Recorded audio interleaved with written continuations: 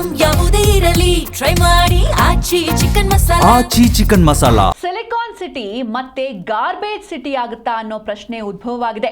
ನಗರದಲ್ಲಿ ಕಸ ಸಂಗ್ರಹಣೆ ಸಮಸ್ಯೆ ದಿನದಿಂದ ದಿನಕ್ಕೆ ಗಂಭೀರ ಸ್ವರೂಪ ಪಡೆದುಕೊಳ್ತಾ ಇದೆ. ಜಿಬಿಎ ವ್ಯಾಪ್ತಿಯಲ್ಲಿ ಕಳೆದ 3 ದಿನಗಳಿಂದ ಮನೆ ಕಸ ಸಂಗ್ರಹಣೆ ಬಹುತೇಕ ಸ್ಥಗಿತಗೊಂಡಿದೆ. ಇದಕ್ಕೆ ಕಾರಣ ಏನು? ಈ ಕುರಿತಾದ ವರದಿ ಇಲ್ಲಿದೆ ನೋಡಿ.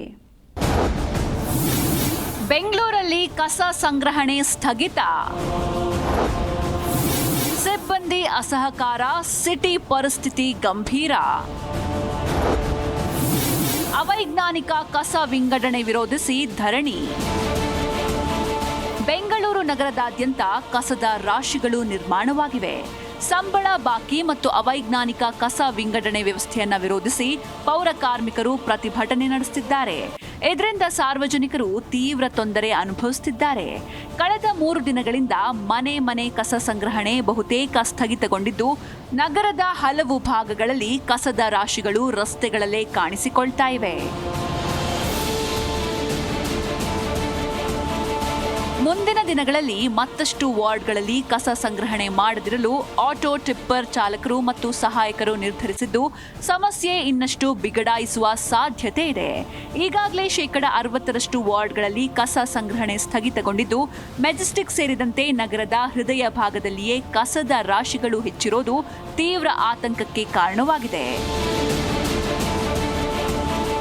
ಮೊದಲನೇದಾಗಿ ಸಾರ್ವಜನಿಕರು ಸರಿಯಾದ ರೀತಿಯಲ್ಲಿ ಸೆಗ್ರಿಗೇಷನ್ ಮಾಡಿ ಹಸಿ ಕಸ ಒಣ ಕಸನ ಬೇರ್ಪಡಿಸಿ ಕರೆಕ್ಟಾಗಿ ಕೊಡಿ. ನಾವು ಟೈಮ್ ಪ್ರಕಾರ ಬರಬೇಕು ಅಂತ ಹೇಳಿದ್ರೆ ನಮಗೆ ಆಫೀಸ್ ಟೈಮಿಂಗ್ಸ್ ಇಲ್ಲ. ಬೆಳಿಗ್ಗೆ ಇಷ್ಟಿಂದ ಇಷ್ಟೊತ್ತವರೆಗೂ ಮಾಡಿಸೋಕೆ ನಮಗೆ ಎಲ್ಲ ಸೆಗ್ರಿಗೇಷನ್ ಮಾಡಿ ಎಲ್ಲ ನಿಮ್ಗೆ ಕೊಟ್ಟು ಹೋಗೋ ಅಷ್ಟರಲ್ಲಿ ಮನೆಗಳಿಗೆ 4 ಗಂಟೆ 5 ಗಂಟೆ 6 ಗಂಟೆ ಆಗುತ್ತೆ. ನಾವು ಬೆಳಿಗ್ಗೆ ಎದ್ದು ಬರೋದು 5:30ಗೆ ಬರ್ತೀವಿ. 5:30ಇಂದ ಕಂಟಿನ್ಯೂ ಆಗಿ ನಾವು 4 ಗಂಟೆ 5 ಗಂಟೆವರೆಗೂ 6 ಗಂಟೆವರೆಗೂ ಕೆಲಸ ಮಾಡ್ತೀವಿ. ನಾವು ಮನುಷ್ಯರೇ ಅಲ್ವಾ? ಒಬ್ಬ ಮನುಷ್ಯ ಸರಾಸರಿ ಬಂದ್ಬಿಟ್ಟು 8 ಅವರ್ ಡ್ಯೂಟಿ ಮಾಡಬೇಕು. ನಾವು ಅಂಥದ್ರಲ್ಲಿ 16-18 ಅವರ್ ಡ್ಯೂಟಿ ಮಾಡ್ತಾಯಿದ್ದೀವಿ. ನಾವು ಮನುಷ್ಯರೇ ಅಲ್ವಾ? ನಿಮ್ಮ ಥರನೇ ನಾವು ನಮ್ಮನ್ನು ಪರಿಗಣಿಸ್ಬೇಕಲ್ವಾ? ಇನ್ನು ಮನೆ ಕಸ ಸಂಗ್ರಹಿಸುವ ಪೌರ ಕಾರ್ಮಿಕರು ಹಾಗೂ ಗುತ್ತಿಗೆ ಆಧಾರಿತ ಸಿಬ್ಬಂದಿಗೆ ಕಳೆದ 6 ತಿಂಗಳಿನಿಂದ ಸಂಬಳ ಬಾಕಿ ಇದೆ ಎಂಬ ಗಂಭೀರ ಆರೋಪ ಕೇಳಿಬಂದಿದೆ. ಸುಮಾರು 10,000 ಆಟೋ ಚಾಲಕರು ಮತ್ತು ಹೆಲ್ಪರ್ಗಳಿಗೆ ವೇತನ ಸಿಕ್ಕಿಲ್ಲ.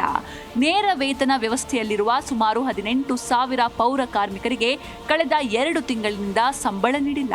ಹಾಗೆ ಕಾರ್ಮಿಕರ ಆರೋಗ್ಯ ಕೂಡ ಬಹಳಷ್ಟು ಹದಗೆಟ್ಟಿದೆ ಎಂಬ ಆರೋಪ ಮಾಡಿದ್ದಾರೆ.